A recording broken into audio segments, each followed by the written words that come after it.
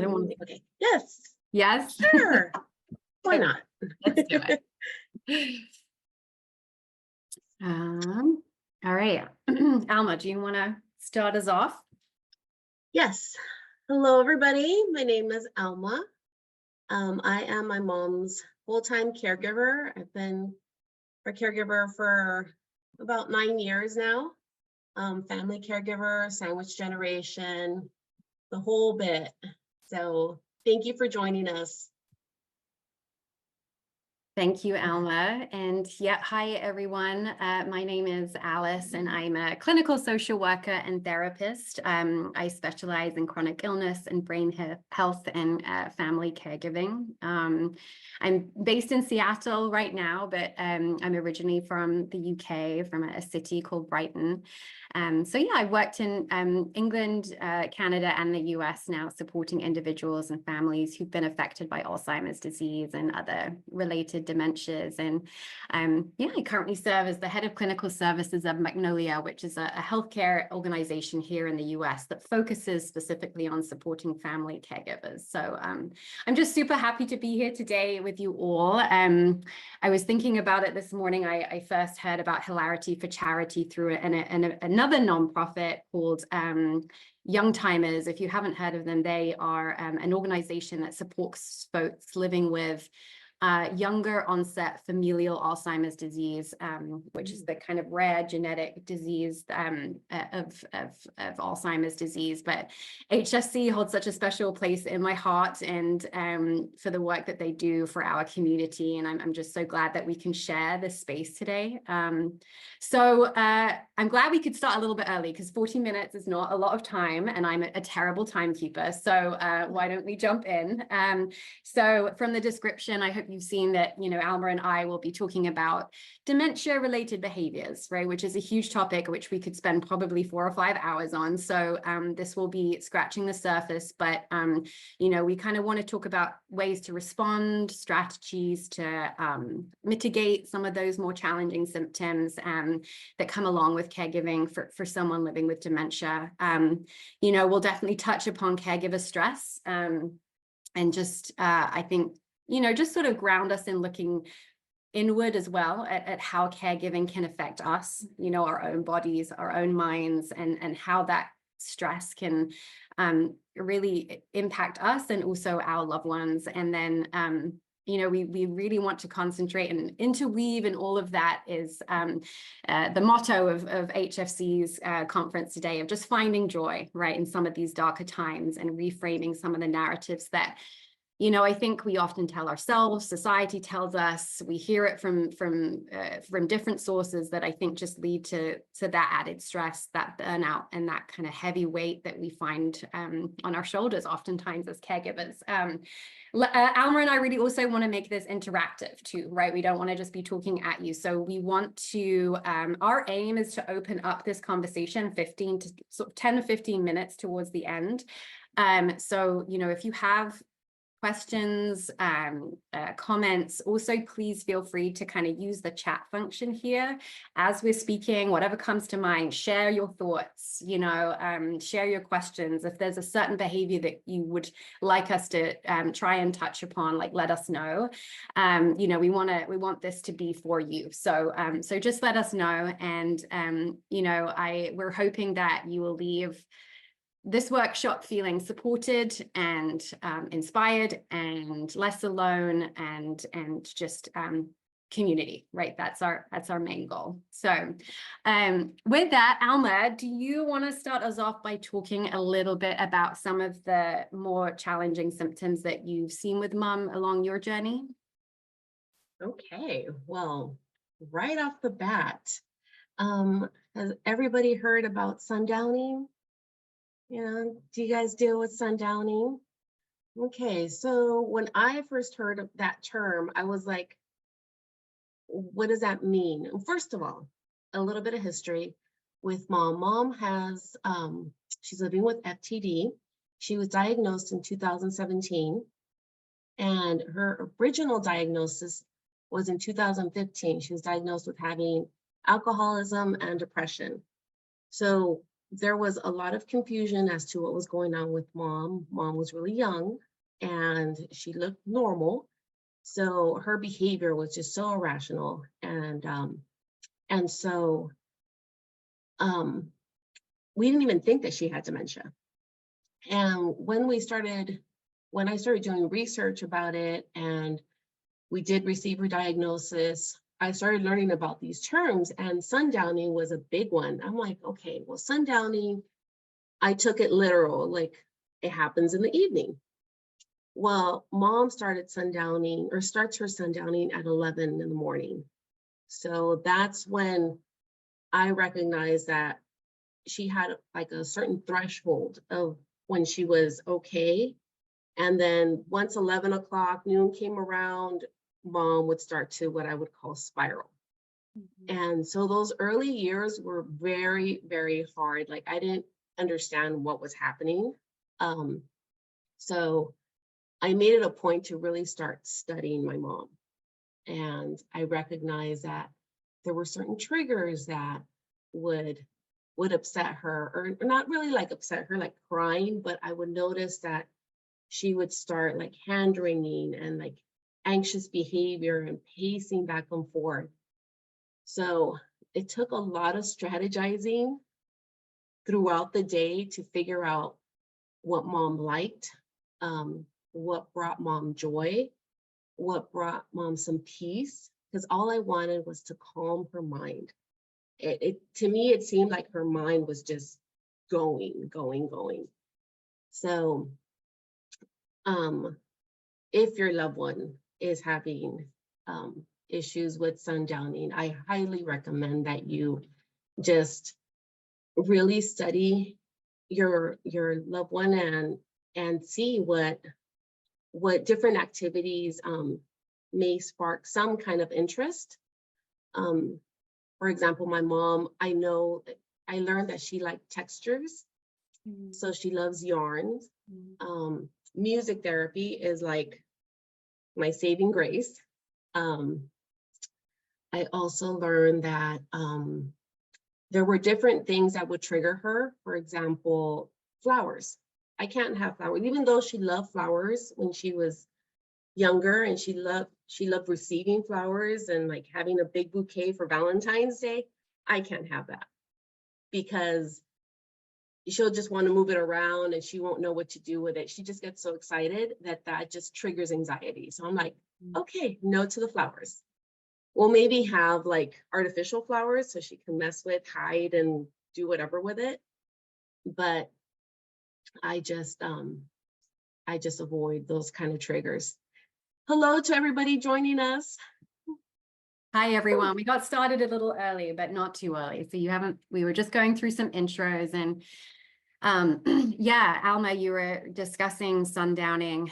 And it's a difficult one, right? It tends to include so many different behaviors because it can look so different in different people too, right? Which is why, as you kind of described, it's like you have to be kind of a detective to understand like why it might be happening. And the term sundowning, it got its name because it's from when people were starting to notice that as the day wore on, and particularly as it got just before nightfall, the sun was going down, and individuals living with dementia would frequently show these sudden symptoms, behaviors, and sometimes it can look like language changes. It can look like sort of agitation or weepiness. It can look different for different people, but they were different from when they were earlier on in the day, which I think is how sundowning got its name. And, we don't really know why it happens, but we do know, right? We know enough about the brain to know that as the day goes on, the chemistry of the brain starts to wear out, right? It makes sense. So I think one of the theories behind it is called stress threshold theory or something, but it's basically that, as the day goes on, it wears the individual's ability to cope down, right? There comes a tipping point. And I think like with so many things with dementia, when you step back and really kind of peel away at that, it makes sense, and it comes to 5 o'clock, 6 o'clock for me, and I need a transition of some kind. I need to close my laptop. I need to walk away. I need to talk to people that aren't my coworkers. No offense. I know some of my coworkers are here. I don't want to talk to you anymore, right? It gets to that time. I'm like, no, I need to go talk to my family. I need to go talk to someone that isn't you, but I have a healthy brain that recognizes that transition needs to happen. Whereas, folks who have a compromised brain might not recognize that. So, that transition piece. And I remember, Alma, you had mentioned on your Instagram page that your mom wanted to go to work. Like that was something that triggered her, and that's a need for a transition, right? And right there, and you saw that, and you were able to kind of tend to that. And it could be going to a different room. It could be changing the environment. It could be getting a family member to FaceTime so that they can talk to somebody else that's not you. We're not, I think that can really sort of be a way to sort of soothe some of those symptoms. And Alma, you touched upon this, right? The environment, the demand of the environment it can become too much. So, Yes.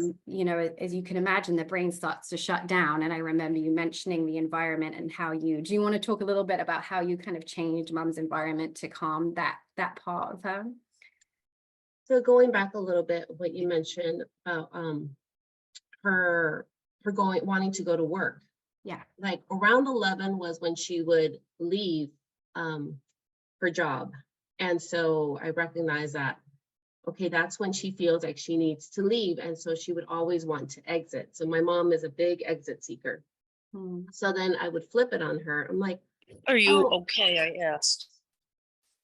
I I would will tell take them. her, Let me just put the I would tell her, oh, mom, your boss called, and I knew her boss's name. I'm like, so-and-so called and they said that they were going to come over and they were going to visit. So why don't you just hang out for a little bit? And I would kind of just change it around for her, something that was familiar to her. I wasn't really lying to her, but I was just kind of redirecting and pulling some activity or doing something or having her do like fold napkins or helping me like do different activities like cleaning, like mild activities. Just to distract her. With the environment, when mom first moved in, she moved in with us in 2019.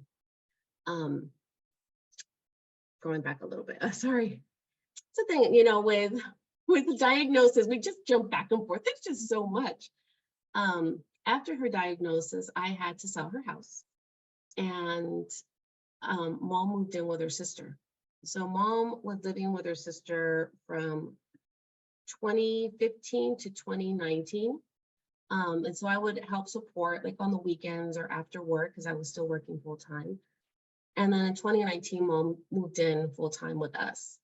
When she first moved in, our place was very busy. I had a toddler. We had a dog at the time. So we had toys everywhere. We had plants, we had flowers, lots of furniture. It's just a mishmash of everything. Eventually, we just kind of had to clear the clutter and just make things as simple as possible for ourselves. Because, something that a lot of our loved ones tend to do is that they tend to hide things. So to kind of reduce that anxiety of where she would hide things, food or the remote or the keys, I had to clear up as much space so that we can see if mom, put something away or if she moved something. And so just to keep the peace for everybody living here. We have a very small apartment. Our apartment is only 600 square feet. And it's myself, my husband, and my 2 kids and my mom that live here. So it can get a little tight. So, it's a family setting and we always work as a team. And join from your browser, which is So yes, environment is very, very important. Anything that will help your loved one just feel at peace. Yeah, absolutely. And I think, it's hard to sort of, you had mentioned kind of meeting mom where she's at, or sort of entering her reality. It takes some effort. It almost takes a certain sort of retraining of your own brain. It's a skill, right? Like it's difficult, but what it does, it allows you to kind of meet that moment with flexibility and be in mum's world that in order for it to make sense to her, right? So I think, as you mentioned, that exit seeking piece, that wandering, that can be a common symptom outside of sundowning, but definitely with sundowning, sometimes pacing, right? And a lot of these actions, the emotion behind that action, is usually sort of anxiety, it's fearfulness, it's sort of fear of the unknown, right? Their brain may have sort of shut down, become overstimulated. And when that happens, like the brain almost becomes primitive, right? So we know a primitive brain is way more likely to react or feel threatened or needy. And it also has a lot more energy, right? Like that fight flight mode, like suddenly this energy kicks in. And it goes into survival, right? So, and the ability to sort of pause and wait and like take nourishment and hydration, it just isn't possible. And so, you as a caregiver might become a threat. So that creates a tough situation, for the caregiver. And I think one of the phrases that often I hear clients say is, during those moments, you'll hear, "I want to go home," or they may ask for a parent that may have died, or they're not here, or they live far away. Like you might hear those comments, and I think it's really easy to sort of react in our reality to say, you are home, like this is your home, or your mum passed away many years ago. And I think what's really important in those moments is the emotion behind what they're saying, right? They're not, when someone says, "I want to go home," what they're actually saying is, "I want to feel safe again. I want to feel like I know what's going on. I want to feel like that's the emotion that's attached to, I want to go home. When was the last time you felt safe? I was with my mom," right? It is that really sort of, again, it's that detective work. And so responding with "you are home," I think usually increases their anxiety, because you're not tending to the emotion behind what they're saying. Really, it's like, you are safe, you are here, you are with me. And touch can be really important in those moments if that feels good. And just knowing that they're not alone. So it's sort of looking at what's behind the actions, the pacing. It's anxiety, it's fearfulness. How can we tend to the emotion? And then that's when you can think about the transition. Okay, so tend to the emotion and then say, okay, let's go into the other room and FaceTime a loved one. And so without tending to the emotion, that's still there, right? And that emotion is stored in a very different part of the brain. And if you skip that part, it may not be as successful. The calming and the sort of regulation may not be. You really need to sort of concentrate on tending to that emotion. And it takes practice, right? I think it's really easy to do that reactionary "you are home," or but it's kind of meeting your loved one where they're at in those moments can be really really powerful for them. And yeah, Alma, you mentioned some really good things that you did, sort of making a peaceful environment. Music is good. Closing the curtains at dusk can be really important. If you can avoid creating shadows in the room, that can also lead to sort of it can decrease confusion when there's less shadows. I don't know whether you found that, Alma, with your mom, or use that. Yes, we actually have drapes in our place. We had blinds, like vertical blinds before, and mom would have the tendency of like pulling through the blinds so she can look outside. But now we have drapes, and I love them because mom gets anxious with the weather. She's very sensitive to weather. So if it's cloudy outside, if it's windy, that increases her anxiety. So I just close the drapes, and then I turn on, I have a lot of lights in here. So I just create like a very calm, like I set the mood for her. Same with during the summertime when mom goes to a day program for a few hours. For example, right now, she's actually on her way. She will arrive in about 15 minutes. During the summer, when it's cold, when it's hot out, I close the drapes and I keep it nice and cool in here. So when she comes home, it's nice and relaxed. And I have like calm music going, again, setting the mood for mom. And another thing that I try to do is my tone. I'm very, like, I try to be as soft-spoken with mom. If I notice that she's like melancholy and just like needs a little TLC, I do speak to her, not in a baby talk, but just like more like loving, more lovey-dovey. And I try to make her laugh. And I try to like break her out of whatever mood she is feeling. But before I do all of that, I make sure that she has all her needs met. I make sure that she's not hungry, that she has something to eat, that she is comfortable with whatever she's wearing, and she's very hydrated. And then I tend to her emotional needs, and any activity if she feels like she's bored, if she needs to do something. A few years back, I was able to have her wash the dishes, sweep, do a little more like chores around the house so that she felt like she had a task to do, or like a purpose.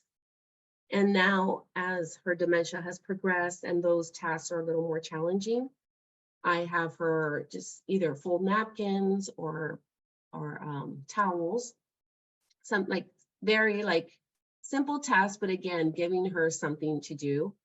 My mom wasn't really one to have different hobbies. She liked to gamble.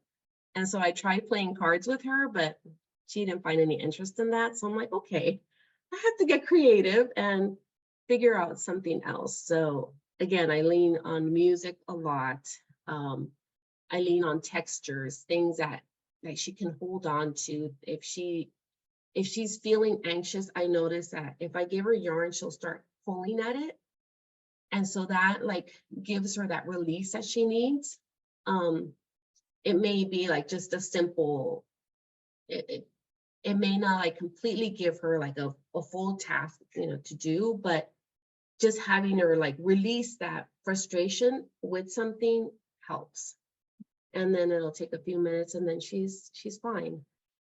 So, and then I'm on to the next task to see what else I can come up with. But a lot of it has to do with creativity. You just have to really think outside the box and patience. It took me a while to figure out the patience part. I would hear a lot of experts say, oh, you have to put yourself in their world. And I'm like, what does that mean? How can I put myself in their world? And then, like you said, when the term meet them where they're at, I'm like, okay, that really makes mom a person. We all have moments where we're like, I'm done for the day. My brain is mush. I've had it. I need a break. So it personalized my mom for me. I'm like, my mom is still here, and she's having a bad day. So I just have to kind of just meet her where she's at, and just work with her and be that care partner, and just work together. And sometimes it's easier than others. Sometimes it takes a lot of breathing, depending on the task that you want to achieve. For example, if I have to go pick up my daughter from school and mom doesn't want to leave, I have a task to do, you know, I have to go and pick up my daughter. So I have to really work at trying to convince my mom to go. We're on the second floor. I'm trying to convince my mom to go downstairs in the car, and all of those are just so many steps that we consider them very easy to do, but for them it's so hard because there's different steps involved. So you just have to slow down for them, and 9 times out of 10 all of us are like in a rush. We're like go go go.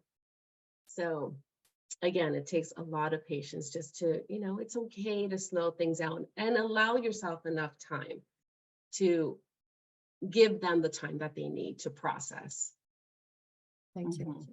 Yeah, thank you, Alma. And you're getting some kudos in the chat from your wonderful caregiving tips. And, you know, I really liked what you said about finding tasks and meaning and remembering that we all want to feel valued, right? I don't think anyone's alone in that. And so, you know, and I really like how you kind of gave examples of throughout the whole journey of like washing up, and then those tasks got they may have got simpler, but they were just as important for mom, right? And you know, I think you sort of, you know, all of these suggestions and all of these tips, it's adding, I think as caregivers, we need to see them all as sort of adding to your toolbox, right? I think sometimes what will work one day will not work the next, but don't take it out of your toolbox just yet, right? Like, and I think that's the piece of coming together like this and learning from others. And, you know, similarly, like caregiver support groups and talking to others in the same situation, what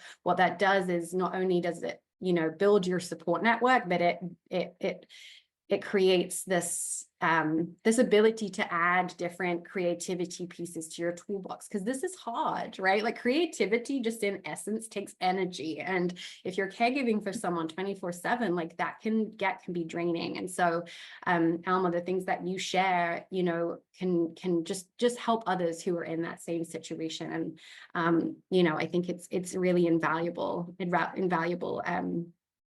advice. And then you also touched upon the processing, right? I think it's really valuable to remember that dementia, Alzheimer's disease, it's not just memory, right? It's other processes, other pieces of the brain that are being affected. So processing skills, depth perception, you know, there's, you know, disinhibition, there's a lot of different things that are happening. And, you know, someone described it to me like this yesterday, which I thought was really powerful. They kind of likened the disease to, or the way that it affects the brain, like a loose light bulb, right? Sometimes there are moments where it shines really bright, and you know, your loved one can wake up in the morning and just be so alert and ready for the day. And then, you know, as the day wears on, or the next day, it might be a bit loose and those abilities have waned a little. And it's kind of, you know, these diseases are progressive, but they're not linear, right? They're like this. And so that makes caregiving harder in some ways, because you just don't know what to expect, right? And so Alma, thank you for kind of touching upon that piece of like the processing and slowing down. And, you know, our lives are busy, but you know, I like that you touched upon the resources, right? An adult day program that gives you a break to do the things that you need to do and fill your own tank, right? So yeah, in that vein, I wonder, you know, we've kind of touched upon the stress piece, but, you know, looking back at the beginning of your journey, you know, no one kind of comes along and teaches you how to do this. You know, it can be pretty isolating, and, you know, it can be really easy to just put all your attention onto the person you're caregiving for and kind of not see how it's affecting you. Can you tell us a little bit about how you experienced stress and related to caregiving for your mom, and what it looked like for you and for mom, I guess? Yes. Well, like I mentioned, that mom moved in 2019, and I was able to find a day program, a locked facility, not locked facility, an enclosed facility, because my mom was a wanderer and they accepted her. They're like, we normally don't accept people living with dementia. They have other participants that have other disabilities, and they're like, but we love your mom. And they fell in love with her and they're like, okay, you know, we'll take her in. So for a few hours, they helped me out with her. And so I was able to still work full time. And then I had like a whole system where we had somebody that received her when she came back, and then my husband would take care of her for a few hours, and then I would get home and homework with the kids and, you know, school activities. It was kind of chaotic, but we made it work. And then of course the pandemic happened, and so mom and I were here full time. And those days were dark. They were very, very dark. Mom would wake up at 6 a.m, ready to go, and she would hit the ground running. And she wouldn't sleep. And so, you know, sleep, we talk about sleep a lot, you know, where sleep is crucial for our loved ones and crucial for ourselves too, so that we, you know, had that time for our brains to like recharge and our bodies, you know, sleep is just so important. So I was sleep deprived. And I feel like caregiver burnout was definitely in the midst of how I was feeling. I just felt like spiritually, emotionally, everything was just smushed. So once I started figuring, I'm like, I have to figure out a pattern. I have to figure out a routine. We have to make some sense out of this. And again, studying my mom, trying to figure out what helped her, what helped us, and figuring out a routine with everybody else living here. Eventually I'm like, okay, I can climb out of this hole and find some joy. And just in my mom's silliness too, and the person that she was becoming. Sometimes it wasn't the best, but then other times I'm like, mom was just, she was really, really polite, and she never cursed ever. And never, she hated nicknames. She would just like, she thought nicknames was like bullying, and she hated that. Now she has nicknames for everybody, and she curses like a sailor. So now we just laugh at it, and we're like, okay, well, this is who you are now. So we just, you know, laugh, and we try to find moments of joy, and whoever my mom, you know, is now. And I'm like, I have to figure out other moments of joy. If my mom is happy, we're happy, you know, happy mom, happy life. So mom was also very strict with her diet. And then eventually I learned things that she did like. So I'm like, okay, that's like one less stress to worry about. So I just started chipping away at the stress. I'm like, all right, we can figure out, you know, what things will bring mom peace. And within that peace, we will find our joy. So I like that. I really like that. And Alma, one of the things that you have said to me is that you kind of reframe it as getting to know your mom again. And I really like that reframing. You know, and I don't know, just going back to the stress thing, right? Like caregiving has all the features of kind of a chronic stress experience. You know, it creates physical and psychological strain over long periods of time. You know, this disease, it can continue for a long time, and it's accompanied by like high levels of unpredictability. We've talked about that. You never really know what you're facing every day, every hour, and that can be stressful. Secondary stress, right? This can affect family relationships, spousal relationships. You know, you're not just a caregiver, you're a daughter, you're a mother, you're an employee. Like there's a lot of things to juggle. And so really kind of, I really appreciate you speaking to that piece about how you kind of moved through that. And we can always talk about how to take care of ourselves better. And, you know, I think one of the big things is setting realistic expectations, right? One person cannot be everything to somebody else. Like it's just not possible. And, you know, if we think we are, we're setting ourselves up for disappointment, right? And then we start blaming ourselves, and that spiral happens. And so just kind of just being truthful with ourselves about what our boundaries are. And, you know, Alma, you really kind of advocated for yourself in finding an adult day program when a lot of them turned you away, but you kind of realize the importance. And now, you know, there is a lot of heavy lifting, and I always kind of recommend like reaching out to a healthcare professional or a social worker to kind of, you know, if there's someone out there that can also help you break down some of those barriers, because they're there, right? Like that is undeniable for sure. Absolutely. And that is a power in sharing our stories. The more I shared, and I have a tendency of oversharing, I've been told. Oh well. I'm like, if it's gonna help me, I'm gonna share. And I hope, well, the intention is that I may, you know, inspire somebody else, you know, to come up with some ideas on how to care for their loved one. But yes, advocating for yourself and advocating for your loved one. And we do have the tendency of focusing on our loved ones, and we just like, you know, have tunnel vision, but eventually, you know, we have to just like open up our mind and just come up with different things. And yeah, I looked for that day center like all over Southern California. I'm like, I have to find something. And I was lucky to have found it. And then I'm always like promoting them, because I'm like, you guys need to help out others too. But yes, be very resourceful and just sharing your story, because you just, when I first started, I didn't hear anybody, you know, sharing their story about FTD or just speaking about dementia. You would hear about the Alzheimer's Association, but still, like, everything was kind of, you know, very private. And I'm like, I need outside resources in order to survive, in order for this to be sustainable, you know, because my mom is still very healthy. She's still very alert.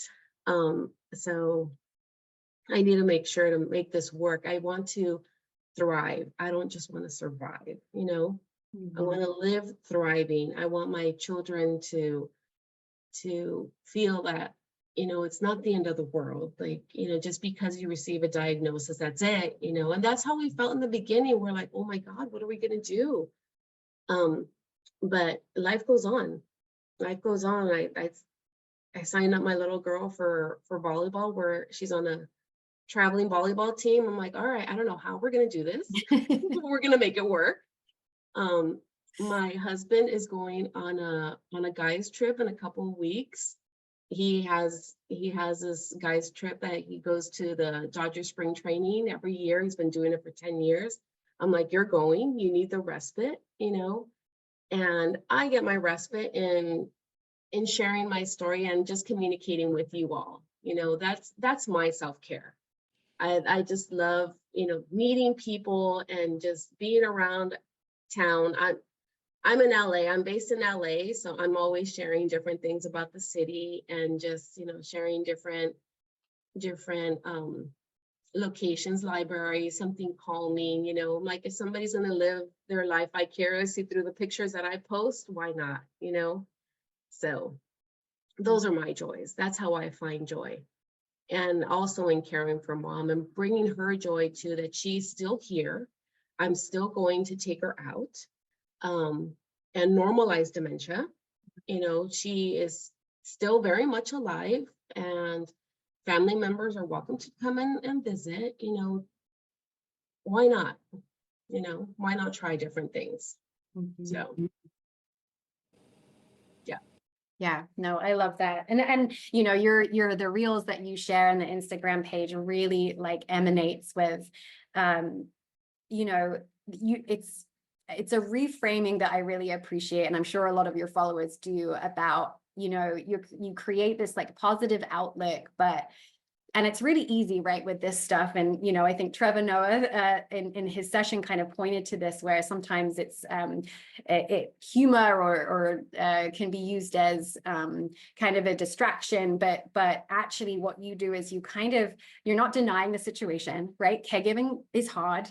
This disease sucks, right? Like that, we can't deny that. But what you introduce this flexibility that I think breathes, it kind of lets us breathe for a second to think, okay, how can I use my toolkit, use my resources to kind of be flexible enough to provide, you know, a good quality of life for the person I care for and ensure that my health and well-being are not being compromised. You know, it's hard to do, but I think once you kind of, you know, have those resources like, you know, that you share on a daily basis, it can really help folks. And I just a little quip I saw on your Instagram the other day of how you explained that, you know, some days your mom can easily feed herself and she's doing really well. Sometimes she needs the extra help, that cueing.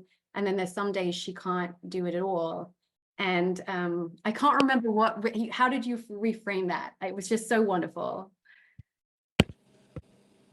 That it's really easy to think, oh my gosh, you know, she's progressing, you know, and then I'm like, all right, you know, or she's just having a bad day, you know, and she just needs a little TLC, a little gentle nudge to keep going.